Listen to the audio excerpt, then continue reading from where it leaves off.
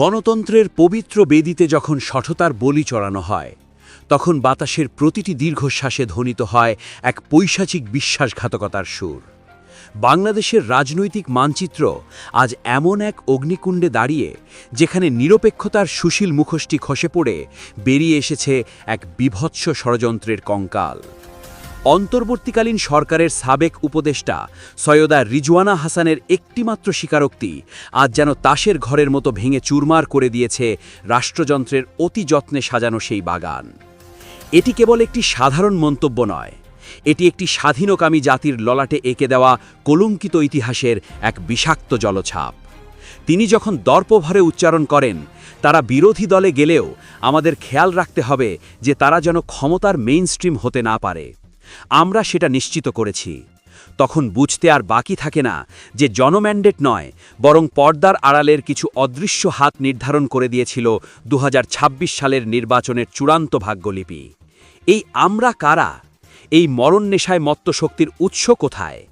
রাজনৈতিক বিশ্লেষকদের চশমায় এটি আজ দিনের আলোর মতো স্পষ্ট যে জনগণের হৃৎস্পন্দনে প্রতিধ্বনিত হওয়া বাংলাদেশ জামাতে ইসলামীকে ক্ষমতার মূল ধারা থেকে সমূলে উপড়ে ফেলার এক নীল নকশা বাস্তবায়িত হয়েছে খোদ সরকারের অন্দরমহল থেকে। নির্বাচনের ময়দানে যখন জামায়াতের পক্ষে এক অভূতপূর্ব ও অদম্য জোয়ারের গর্জন শোনা যাচ্ছিল, যখন সাধারণ মানুষের হৃদয়ে পরিবর্তনের এক বিশুদ্ধ আকুতি প্রতিফলিত হচ্ছিল, ঠিক তখনই সচিবালয়ের শীতাতাপ নিয়ন্ত্রিত কক্ষে বসে রচিত হচ্ছিল ইলেকশন ইঞ্জিনিয়ারিংয়ের এক বিষাক্ত পাণ্ডুলিপি। সৈয়দা রিজওয়ানা হাসানের এই অকপট স্বীকারোক্তি প্রমাণ করে যে তারা কেবল সরকারি উপদেষ্টা ছিলেন না, তারা ছিলেন একটি ডিপ স্টেট বা গুপ্তরাষ্ট্রের অতন্ত্র প্রহরী।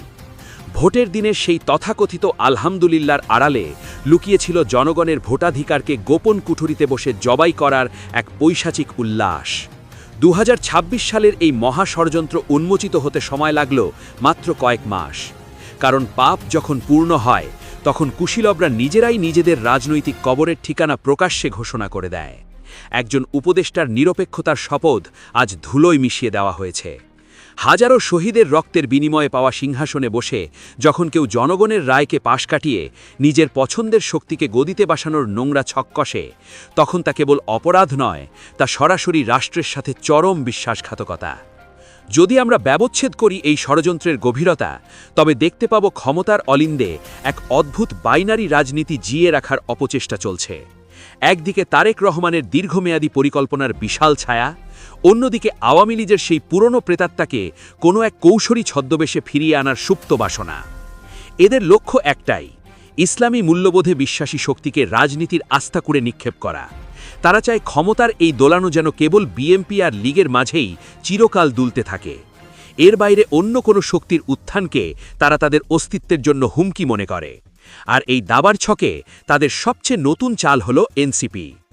জামায়াতের সমর্থন আর তৃণমূলের শক্তি শোষণ করে এনসিপিকে কৃত্রিমভাবে ফুলিয়ে ফাঁপিয়ে তোলা হচ্ছে, যেন সময় হলে এই পালিত শক্তিই জামায়াতকে মরণ কামড় দিতে পারে।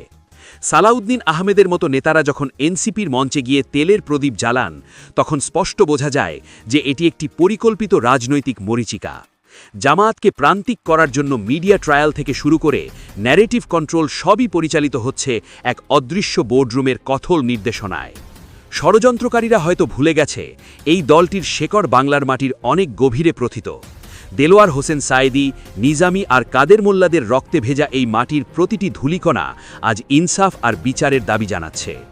টেবিলমেট ইঞ্জিনিয়ারদের সাজানো ঠুনকো ছক দিয়ে এই সুবিশাল ইমানি বৃক্ষকে উপড়ে ফেলা সম্ভব নয়। যখন জনতা সমুদ্রের মতো জেগে ওঠে, তখন বড় বড় প্রাসাদ আর অহংকারের মিনার ধুলোয় মিশে যায়। সৈয়দা রিজওয়ানা হাসানের এই স্বীকারোক্তি কেবল একটি মৌখিক বয়ান নয়, এটি একটি অকাট্য দলিল, তার অপরাধের জীবন্ত সাক্ষ্য। একজন সুশীল উপদেষ্টার আড়ালে থাকা এই ধুরন্ধর চালককে কি আইনের কাঠগড়ায় দাঁড় করানো উচিত নয়? আজ চায়ের কাপ থেকে শুরু করে প্রতিটি ডিজিটাল প্ল্যাটফর্মে একটাই বজ্রকঠিন দাবি, এই ইলেকশন ইঞ্জিনিয়ারিংয়ের নেপথ্য কারিগরদের দ্রুত গ্রেফতার করা হোক। জনগণের পবিত্র বিশ্বাসকে যারা নিজেদের খেয়ালের পুতুল বানিয়েছে, তাদের বিচারের সময় এখন সমাগত। গণতন্ত্রের মূল নির্যাসই হল জনগণের সার্বভৌমত্ব, কিন্তু যখন কোনো শাসক গোষ্ঠী বা অন্তর্বর্তীকালীন শক্তি আগে থেকেই সিদ্ধান্ত নিয়ে নেয় যে অমুক দলকে ক্ষমতার ধারে কাছে ঘেঁষতে দেওয়া হবে না, তখন সেই নির্বাচনের আর কোনো নৈতিক ভিত্তি থাকে না। এটি যেন একটি পাতানো খেলার মতো, যেখানে ফলাফল আগে থেকেই রেফারি লিখে রেখেছেন।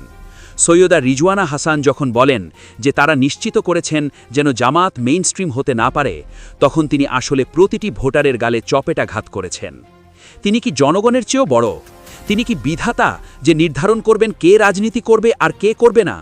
2026 সালের সেই তথাকথিত নির্বাচন আসলে এক বিশাল প্রহসন, যার প্রতিটি দৃশ্য ছিল আগে থেকেই স্ক্রিপ্টেড। জনগণের ভোটে নয়, বরং উপদেষ্টাদের টেবিলে বসে তৈরি করা ফলাফলে আজ দেশ পরিচালিত হচ্ছে।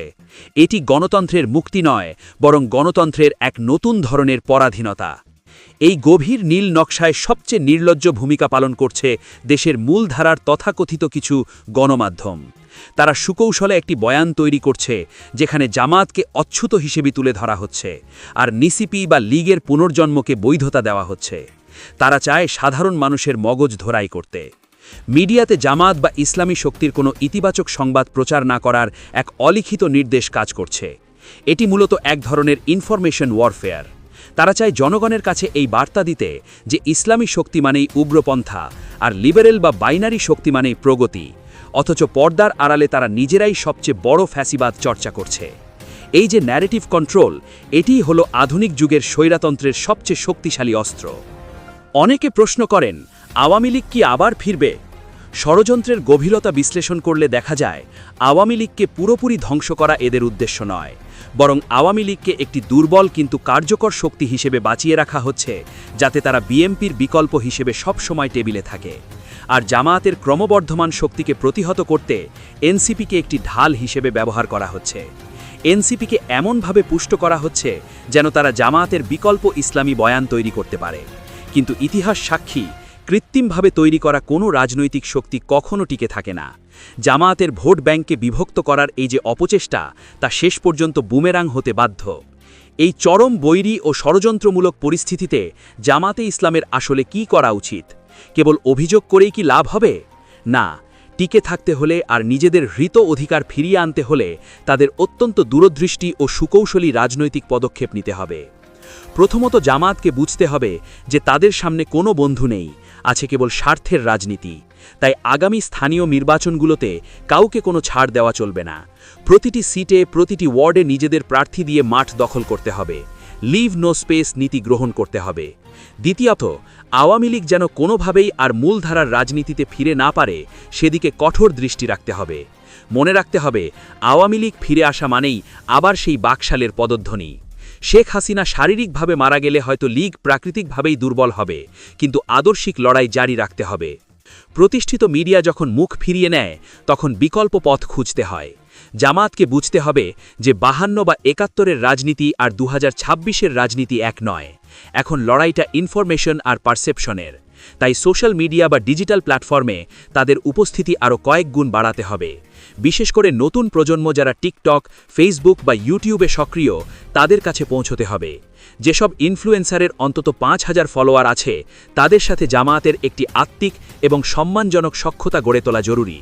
মনে রাখতে হবে, একটি ভাইরাল ভিডিও বা একটি সত্য তথ্যের প্রবাহ হাজার কোটি টাকার সরকারি প্রচারণাকে ধূলিসাৎ করে দিতে পারে। ইতিহাস সাক্ষী, যারা জনগণের কণ্ঠ রোধ করতে চেয়েছে, তারা শেষ পর্যন্ত ইতিহাসের আস্তাকুড়ে নিক্ষেপিত হয়েছে। 2026-এর এই কলঙ্কিত ইঞ্জিনিয়ারিং জাতি কখনো ক্ষমা করবে না। আজ হয়তো শুধু সত্যের একটি অংশ আমাদের সামনে এসেছে, কিন্তু কাল হয়তো অন্ধকারের আরও গভীর গহ্বর থেকে বেরিয়ে আসবে আরও ভয়াবহ সব তথ্য। ষড়যন্ত্রের জাল যতই বিস্তৃত হোক না কেন, সত্যের সূর্যকে কখনো মেঘ দিয়ে চিরকাল ঢেকে রাখা যায় না।